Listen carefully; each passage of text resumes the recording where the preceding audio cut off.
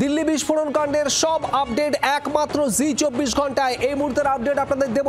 মগজ ধোলাইয়ের একের পর এক ভিডিও বানিয়েছিল উমারুন নবী। দিল্লি বিস্ফোরণের আগে অন্তত 70টিরও বেশি ভিডিও পাঠিয়েছিল উমারুন নবী। 11 জনকে এই উস্কানির ভিডিও পাঠিয়েছিল উমার। এদের মধ্যে 4 জন উত্তরপ্রদেশ, কেরল, কর্ণাটকের বাসিন্দা। বাকি 7 জন কাশ্মীরি বংশোদ্ভূত, যাদেরকে পাঠানো হয়েছিল এই ভিডিওগুলো। এনআইএ সূত্রে এমনই খবর। 70টিরও বেশি ভিডিও পাঠিয়েছিল উমারুন নবী।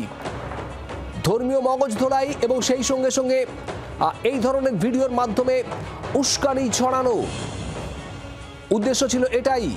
পাঠানো হয়েছিল একের পর এক ব্যক্তিকে। উত্তরপ্রদেশ, কেরল, কর্ণাটকের 4 জনকে, অন্তত 4 জনকে পাঠানো হয়েছিল। আর সেই সঙ্গে কাশ্মীরি বংশোদ্ভূত 7 জন, তাদেরকেও উমারুন নবী এই ভিডিওগুলো পাঠিয়েছিল। এনআইএ সূত্রে এমনটাই উঠে আসছে।